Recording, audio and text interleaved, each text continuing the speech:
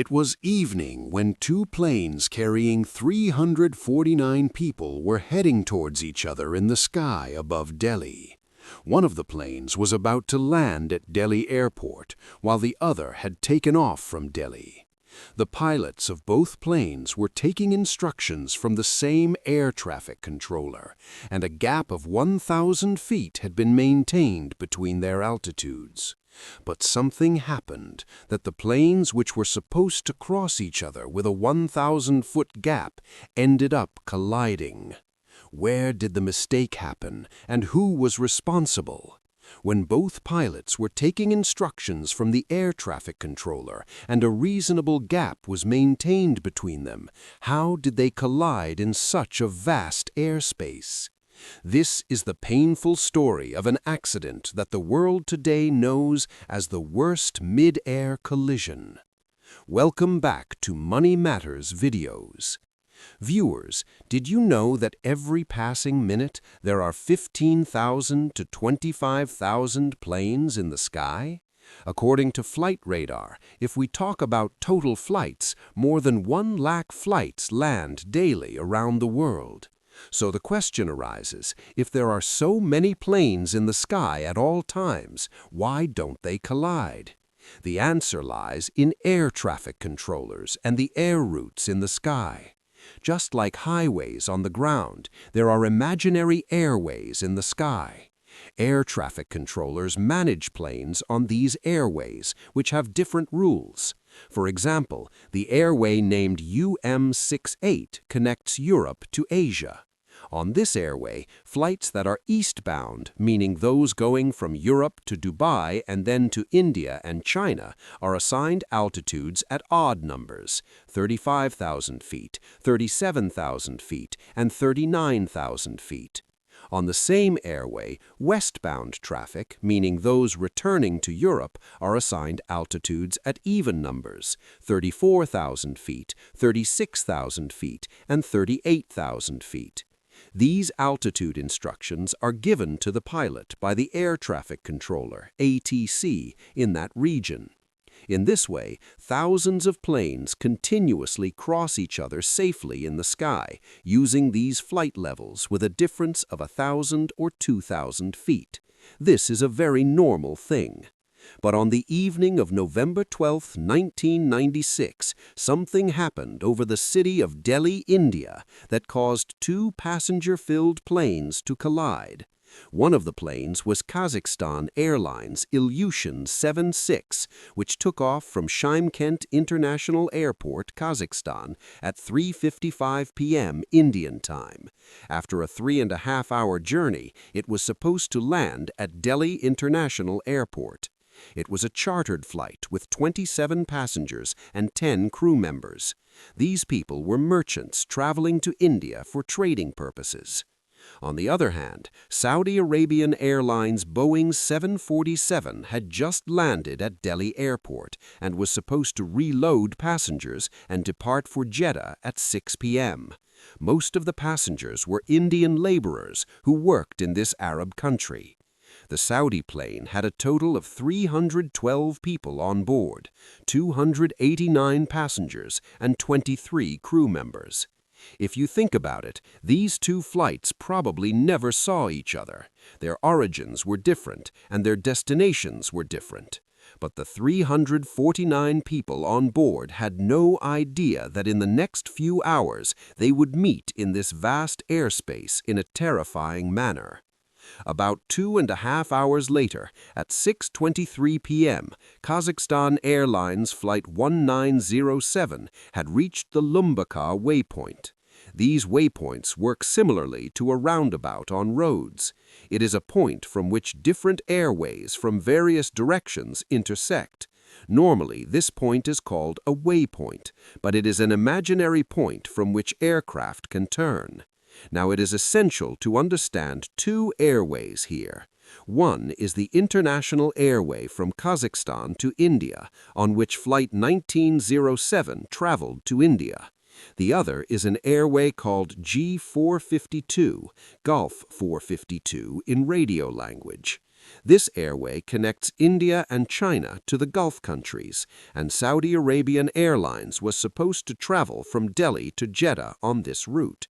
These two airways intersect over Haryana, and this point is called the Lumbaka waypoint. This point is 328 kilometers west of Delhi Airport. Any plane traveling on these two airways that wants to land in Delhi will switch to another smaller airway called the Delhi Star. At 6:23 p.m., when Kazakhstan Airlines Flight 1907 reached the Lumbaka waypoint, its crew contacted Delhi ATC and requested permission to join the Delhi Star route.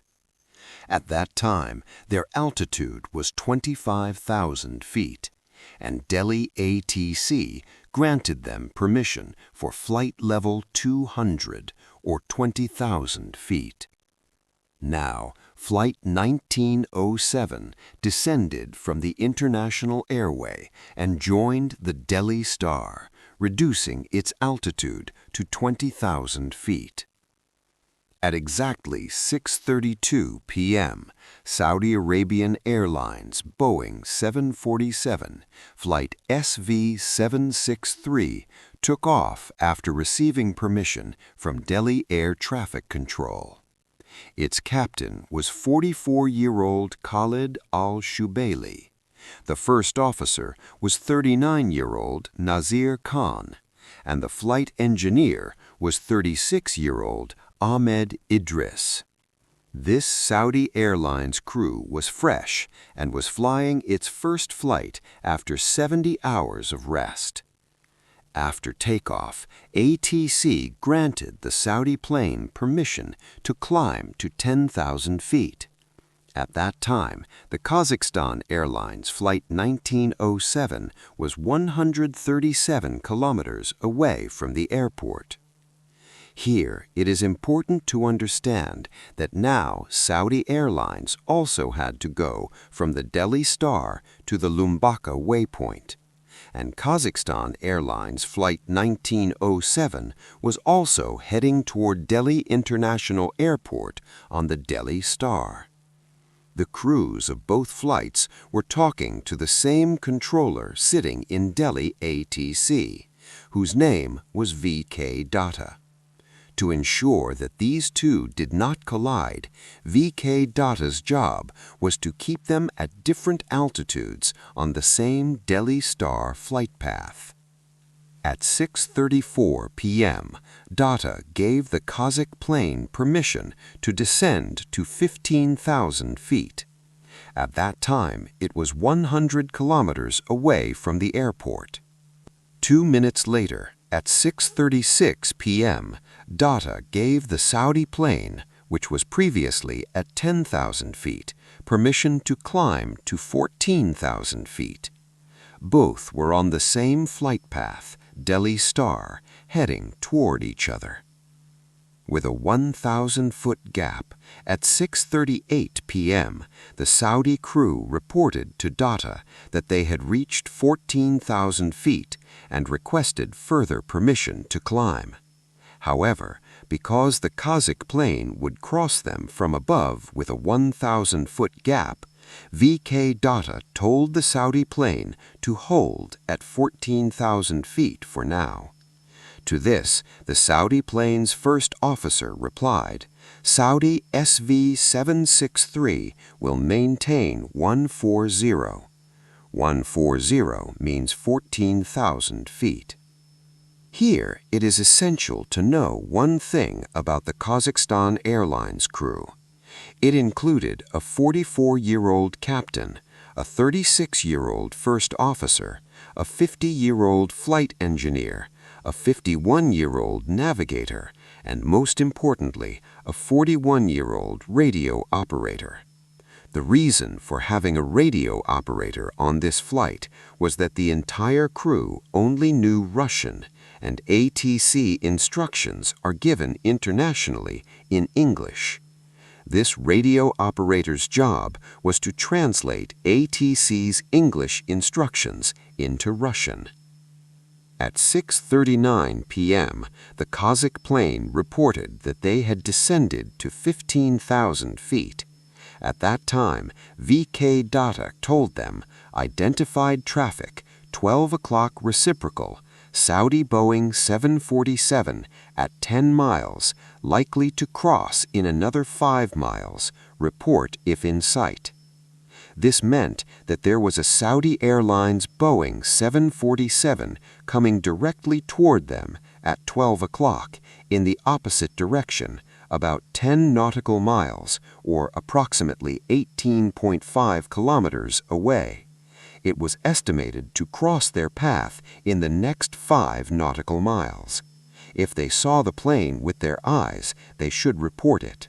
However, the radio operator of the Kazakh Airlines flight did not fully understand this message, so he asked for clarification.